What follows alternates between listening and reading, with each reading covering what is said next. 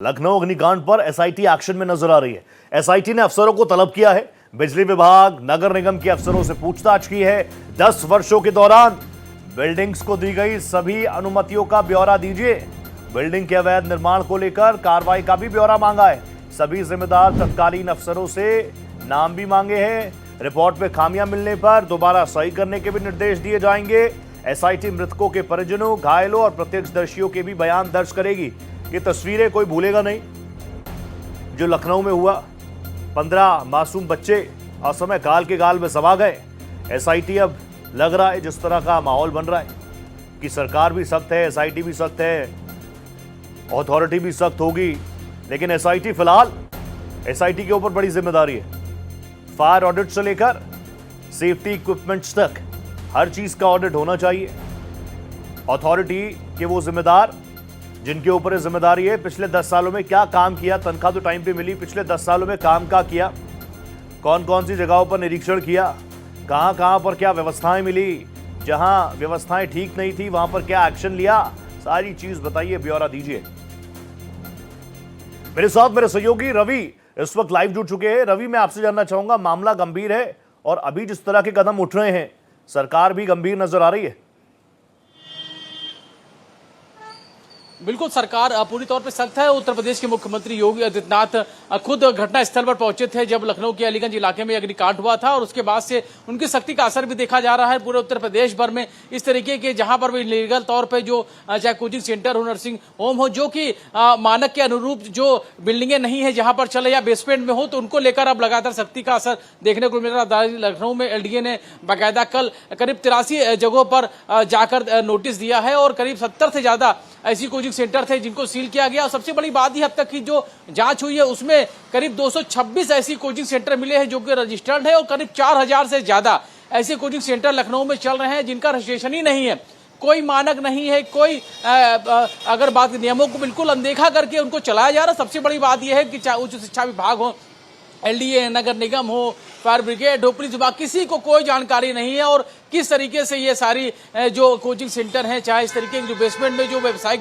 जो प्रतिष्ठान चल रहे हैं, व्यवसायिक इसका इस्तेमाल हो रहा है, तो निश्चित तौर पर इसको लेकर अब पूरी सख्ती शुरू हो चुकी है। एलडीए के जो वीसी हैं उन्होंने बाकायदा निर्देशित किया है, एक लंबी लिस्ट बनी हुई है जिसमें करीब 18 लोगों का जिक्र किया गया है जो इस पूरी जो अग्निकांड की जो वजह बनी है, जो इमारत को लेकर जो 10 सालों में कौन कौन अधिकारी वहां पर रहे। करीब 6 ऐसे वरिष्ठ पीसीएस अफसर हैं, सीनियर पीसीएस अफसर हैं जिनका भी जिक्र है कि इस पूरी में कहीं ना कहीं इनकी लापरवाही रही है। जब ध्वस्तीकरण का आदेश है 2016 में ही हो गया था, तो किन वजहों से सब रुका हुआ था, तो निश्चित तौर पर कार्रवाई है पूरी तौर पे जारी है और लगातार इस खबर पर बने हुए हैं क्योंकि हम सबको भी भूलने की आदत है, इसलिए लगातार भारत एक्सप्रेस इस खबर पर बना हुआ है। रोज हम बात करते हैं। मुझे बताइए, कल भी हमने 18 उन एलडीए के अधिकारियों के बारे में बात की थी जिन पर गाज गिरी है या जो कम से कम रडार पर है।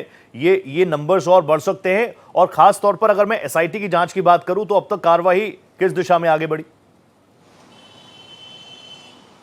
देखिए, 18 लोगों के बाद 6 सीनियर पीसीएस अफसरों का भी अब नाम आ गया है उसमें। हालांकि इसके नाम का खुलासा नहीं किया गया, लेकिन माना जा रहा है कि उनकी भी भूमिका की जांच हो रही है कि किस तरीके से जो पूरी बिल्डिंग है, यानी कि अगर पिछले 5 सालों के दौरान 10 साल हो चुके हैं, लेकिन 5 सालों के दौरान जो लोग थे उनकी क्या भूमिका थी, क्यों उन्होंने कार्रवाई नहीं कराई, तो उनका भी नाम इस शिकायत के जरिए दिया गया है शासन को। और उसके अलावा अगर बात करें जो एसआईटी की टीम जांच कर रही है, उसके मौके पर जाकर उन्होंने जांच पड़ताल की थी, तमाम सारी खामियां वहां पर मिली है। अब और उसके अलावा जो घायल लोग हैं, परिवार हैं, उनसे मुलाकात की थी, उनसे बातचीत की थी, तो निश्चित तौर पर एसआईटी की जो जांच है वो जारी है और तमाम सारे ऐसे बिंदु हैं जो इस पूरी घटना से जुड़े हुए उन पर जांच पड़ताल की जा रही। माना जा रहा है कि इस घटना के पूरे का जो सच है, जो पूरी लापरवाही है, हालांकि तमाम सारी चीजें हैं वो साफ तौर पर दिखाई भी दे रही है, लेकिन एसआईटी की जांच में तमाम सारे तथ्य वो सामने आएंगे कि किस किस तरीके से लापरवाही बरती गई, किस तरीके से जो इस इमारत पे एक्शन होना था वो नहीं किया गया, बिजली का कनेक्शन को लेकर लोड बढ़ रहा था वो नहीं बढ़ाया गया, जिस तरीके से जो आउटडोर था एयर कंडीशन का वो किस तरीके से यूज हो रहा था, जो सीढ़ी थी वो किस तरीके से गलत तरीके से इस्तेमाल की जा रही थी, जाने के कोई रास्ते नहीं थे, यानी बचने का कोई भी उपाय नहीं था। तो ऐसे में अगर जानबूझ के ये लापरवाही की तो जाहिर सी बात है ये बहुत ही गंभीर विषय है, क्योंकि क्यों उनको ये नहीं लगा कि ऐसी घटना हो सकती है और ऐसे में उन्होंने क्यों आगे मूंद रखी, तो जिसकी वजह से 15 मासूम लोगों की जान चली। रवि, इस पूरे मामले पर विपक्ष भी अग्रेसिव अंदाज में अटैक कर रहा है। मैं तो अभी देख रहा था, एक वीडियो सोशल मीडिया पर काफी वायरल थी, खुद अखिलेश यादव जी ने भी उसको ट्वीट किया है। उसमें योगी आदित्यनाथ जी नजर आ रहे हैं, परिजनों से बात कर रहे हैं और वो कह रहे हैं कि भाषण मत दो। इस तरह की बातें कह के वायरल की जा रही है कि देखिए, इतने संवेदनशील मामले पर इतनी असंवेदनशीलता दिखाई जा रही है मुख्यमंत्री द्वारा। इस वीडियो को लेकर कुछ क्लैरिटी आई क्या अभी तक?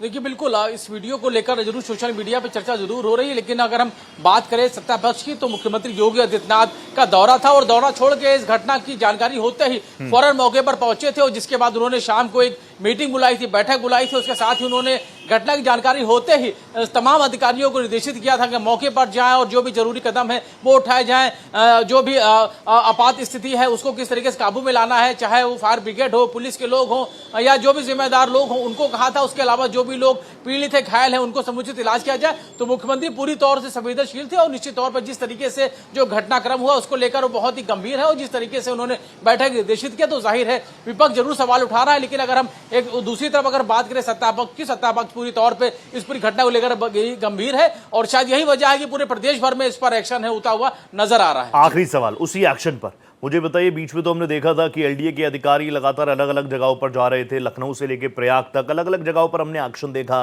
सारी व्यवस्थाओं को चेक किया जा रहा था। वो चीजें, वो कैंपेन अभी भी चल रहा है ना?